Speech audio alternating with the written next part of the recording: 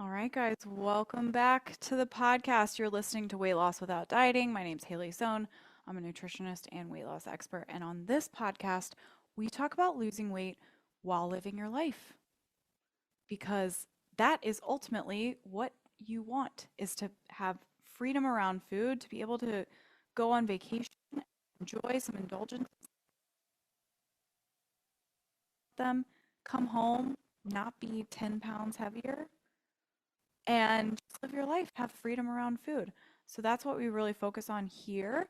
I talk mostly about mindset, rarely about diets, but today we are going to talk about some more specific food things, which is what people are like, I think I want this, but ultimately, usually it doesn't really get you what you want.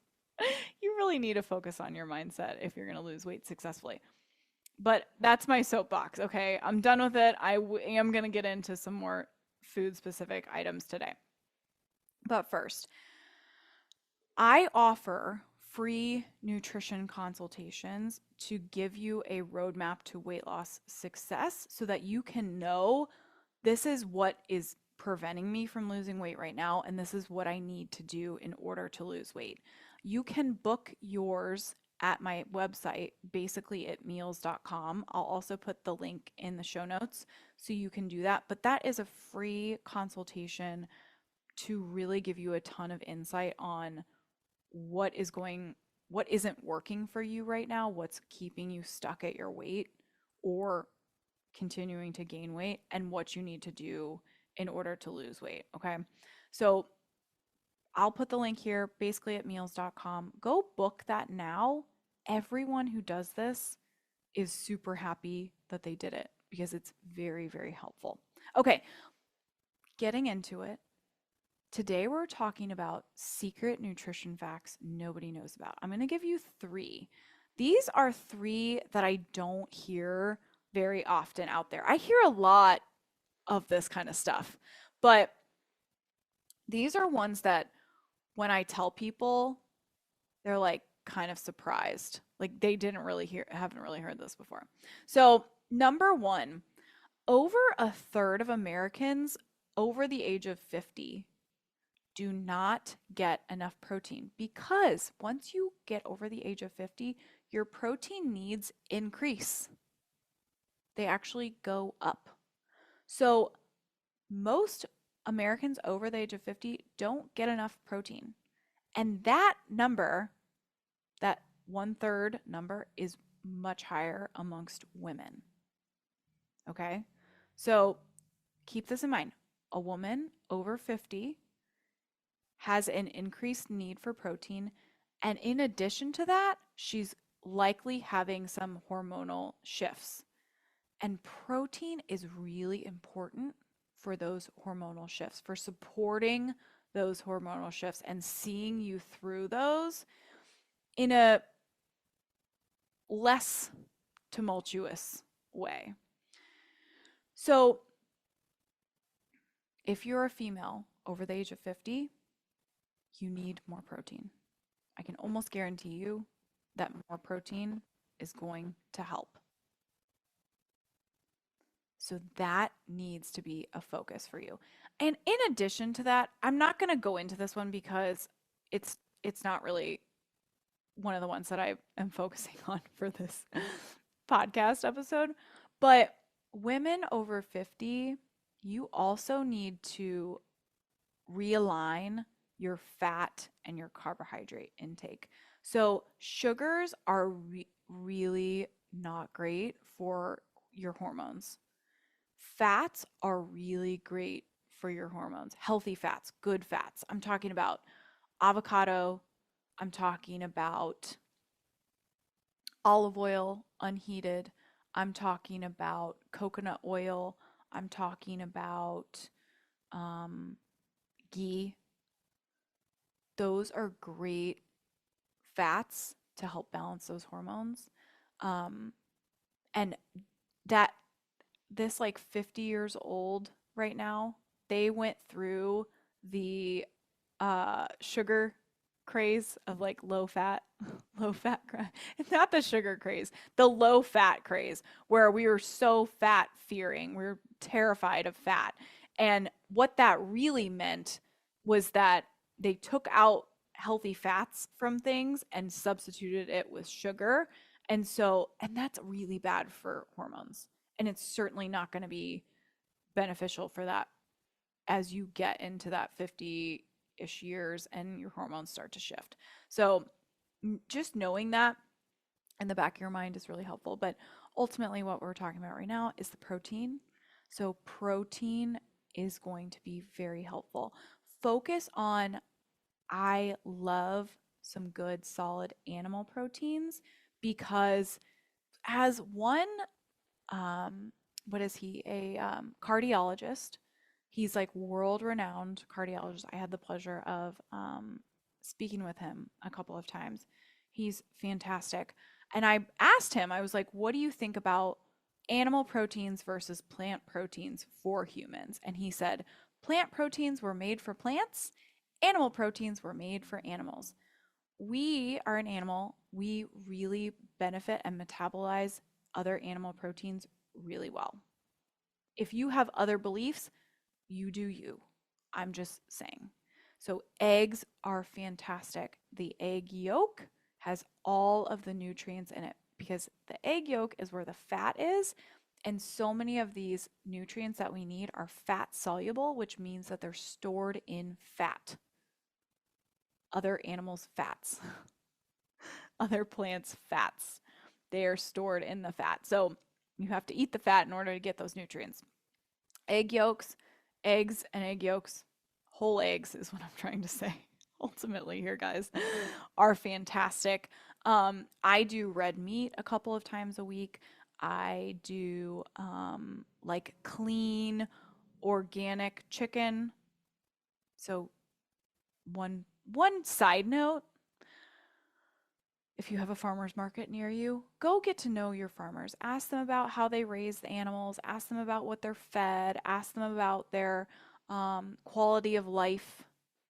These are actually important, not just as a person who cares about the welfare of animals, but because animals that are raised well, that live a healthy life in a healthy environment, are better for you than animals that are in a factory.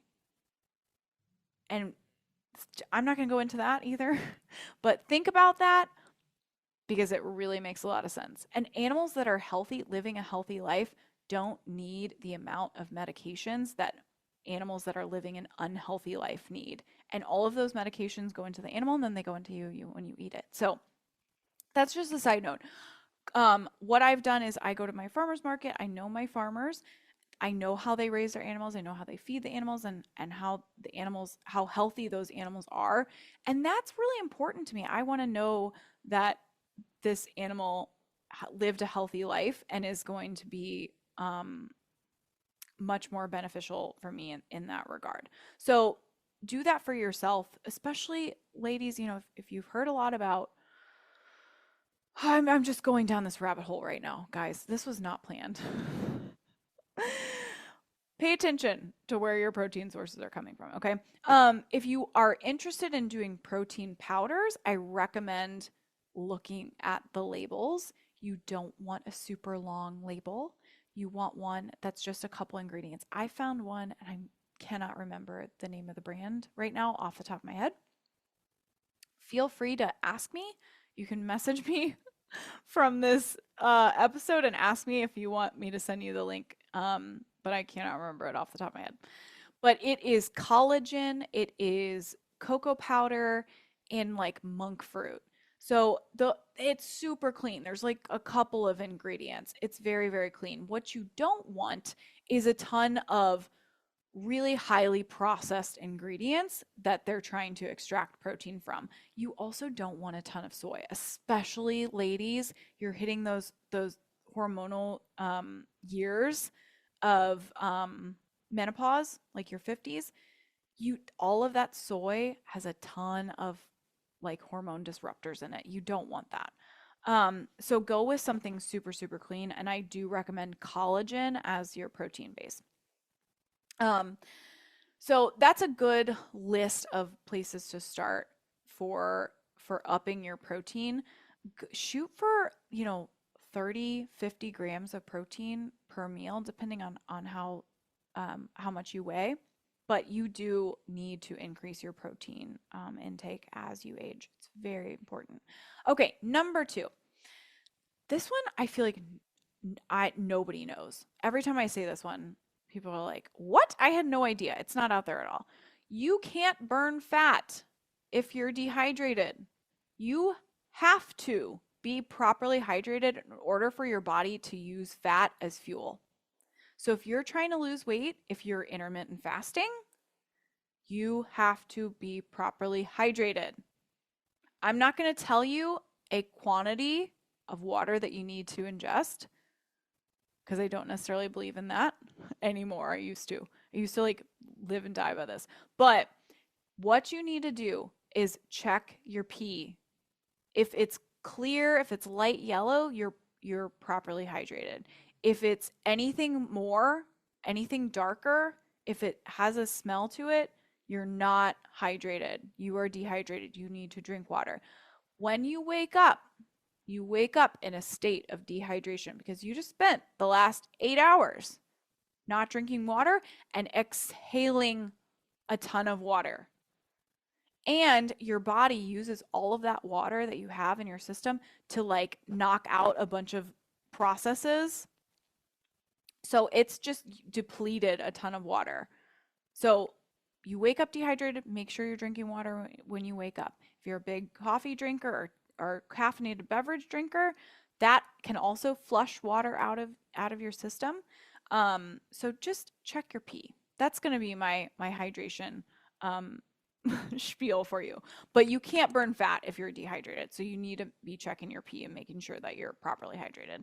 And number three, processed fats like hydrogenated oils, seed oils, they wreak havoc on your metabolism.